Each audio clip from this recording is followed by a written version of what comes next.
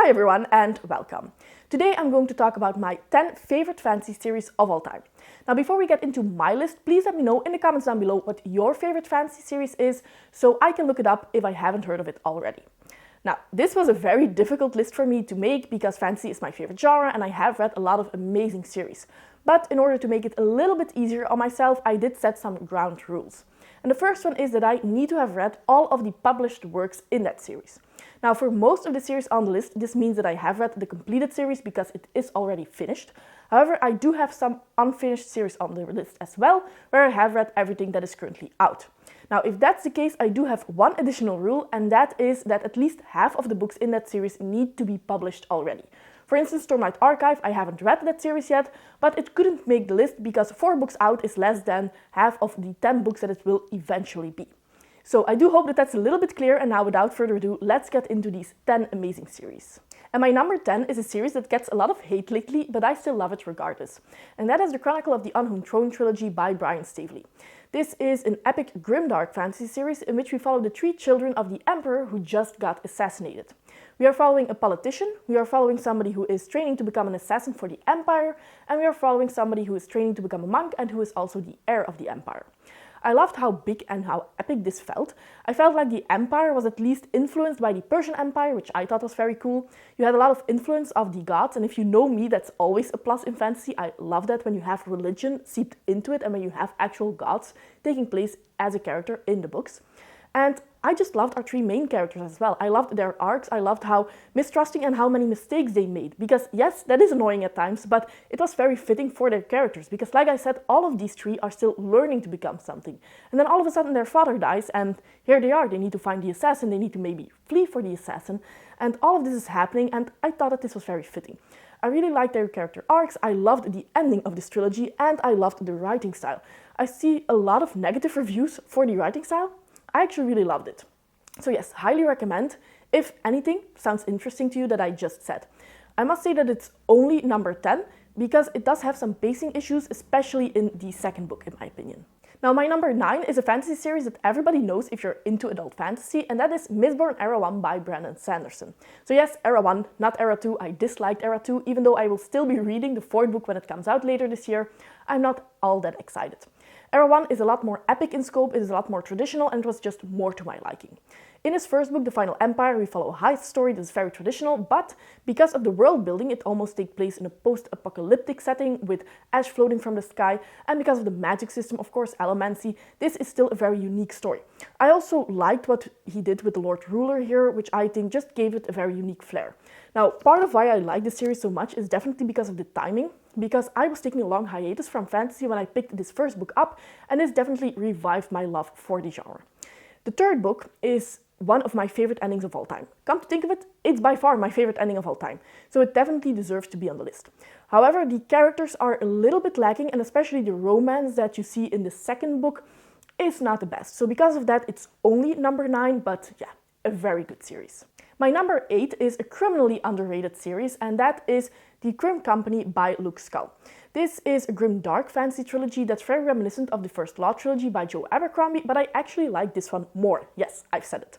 In this first book especially, we meet a very unlikable main character, and he definitely reminded me of Jezal of the First Law trilogy. And a lot of people disliked the series because of that, but you were supposed to dislike him, you were supposed to be annoyed by him, so I didn't really find that difficult, and part of liking the series is being annoyed by this character. In the 2nd book, we have a Norseman type character like Logan Ninefingers. I actually liked the character in this series more because he has more of a background, he has more of a clear purpose.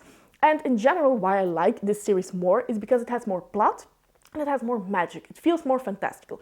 You actually have multiple mages here that are connected to the plot. So all in all, I just like this series more than the First Law trilogy. And I think if you like First Law, definitely pick this up as well. The 3rd book had a little bit of a Deus Ex Machina going on, but it wasn't that severe that it made me dislike the 3rd book. I still really liked it, but it was my least favorite of the 3. However, highly recommend if you like Grimdark. Next up, another series that not everybody seems to love, so I don't know if I have a couple of controversial opinions, but that is The Witcher by Andrzej Sapkowski.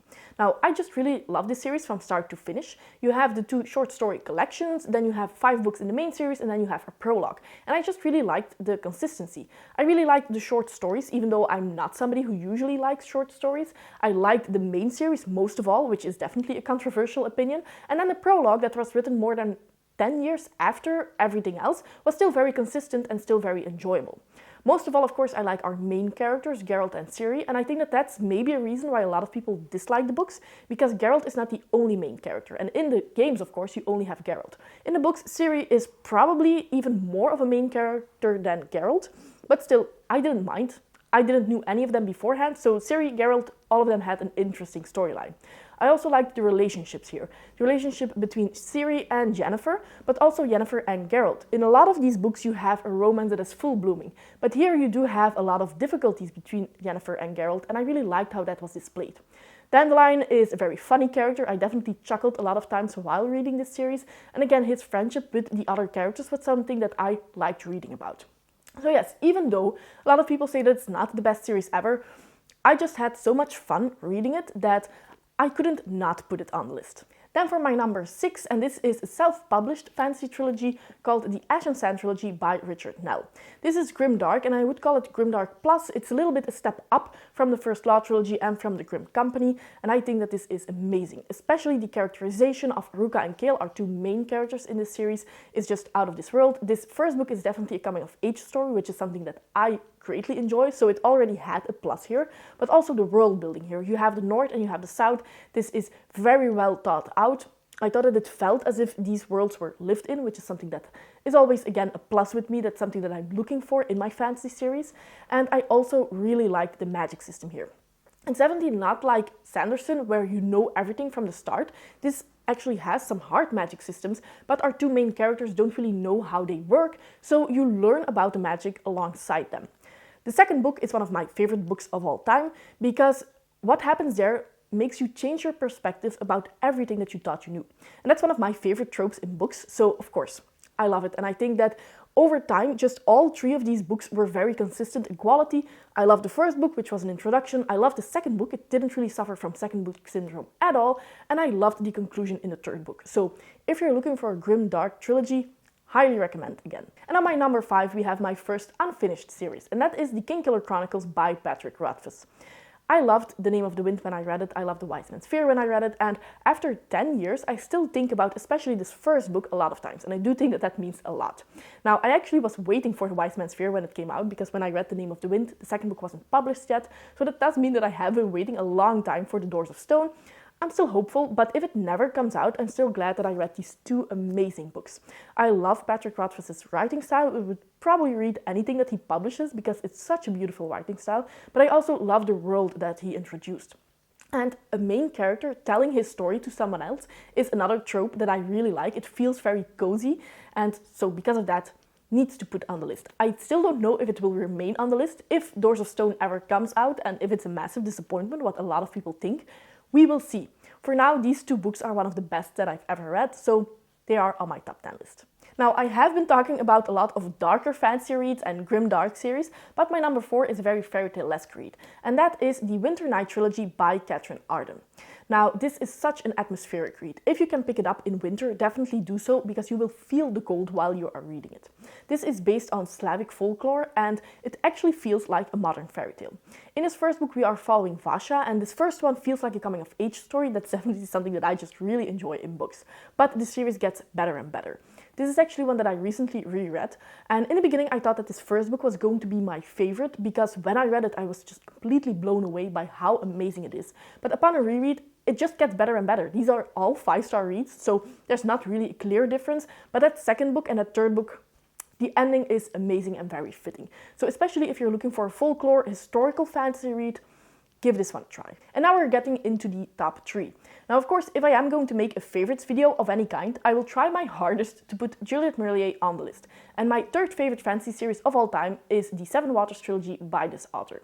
The first book, Daughter of the Forest, is my favorite book of all time, so of course, highly recommend. But the second and the third book are very good as well. In his first one, we actually have a fairy tale retelling of the Six Swans taking place in medieval Ireland, and in this one we follow Sorcha. Now, Sorcha, apart from another fantasy character that I will talk about in a minute, is my favorite character of all time, so that definitely says a lot. But I really like how in this entire trilogy, because in each of the books we follow a different female main character, is how Juliette Marillier can write about strong female main characters without giving them very masculine traits, which is something that I often see an author do. I really liked Sorcha, but I also liked the main characters in the second and in the third book. Now, this is historical fantasy, but you also have a strong romance subplot. This is true for all or almost all of Juliette Marillier's books, and I think that she does this masterfully. And again, all three of these romances feel different, but they are enjoyable to read about nonetheless. But this first one is my favorite. And you can read it as a standalone, even though it is a series, so just give it a try already. Now, my number 2 favorite series of all time is one that I think most people would expect to be my number 1. And that is the Tawny Trilogy by Robin Hobb. Now, I did make a rule that I didn't include in the beginning of this video, and that is that I only wanted to have one series per author on the list. If that wasn't the case, the Lifeship Traders trilogy would definitely also be on here, and probably between this trilogy and the Seven Waters trilogy, because it is that good. However, the reason why I love the Tawny trilogy more is of course partially because of the groundwork that has been laid in the Farseer trilogy. Fitz is my favorite character of all time. That's the character that I was talking about earlier, and the emotional connection that you feel to Fitz, to the Fool, to a lot of these secondary characters that are just so well developed is out of this world. And as a character-driven reader, I cannot other than love it. So yes, I was going back and forth between my number 1 and my number 2, and I decided on this, but to be honest, you can definitely switch to 2. And now my favorite fantasy series of all time. If you have an idea, if you want to make a guess, then definitely let me know in the comments down below. But are you ready? Do you know what this is? Of course it is A Song of Ice and Fire by George R.R. Martin. I do have the first book, A Game of Thrones, in this beautiful edition by Folio Society, and I do want to collect them all because I plan to reread this entire series next year. I think that at the time I was actually waiting on the release of the 5th book, so it's definitely been a while. But I had so much fun while reading this series. Of course, I hope that George R.R. Martin comes out with Winds of Winter someday, but if that doesn't happen, he gave me these 5 amazing books. These are all 5-star reads, and I am going to reread them until the day I die. The plot is fantastic, the political intrigue is fantastic, all of these characters are so emotionally grey that it's just so enjoyable to read. And you don't know what's going to happen. Of course, now I know, but a lot of these plots and twists and turns were believable. Often twists aren't believable, but here it completely fit and no one was safe. Love this series and I cannot wait to reread them next year. So these are all of my favorite fantasy series of all time. Please let me know if you've read any of these and what your thoughts are. Do you hate the Chronicle of the Unhomed Throne as well? Because I have seen so much hate lately that it really hurts my heart. Let me know in the comments down below and see you next time. Bye!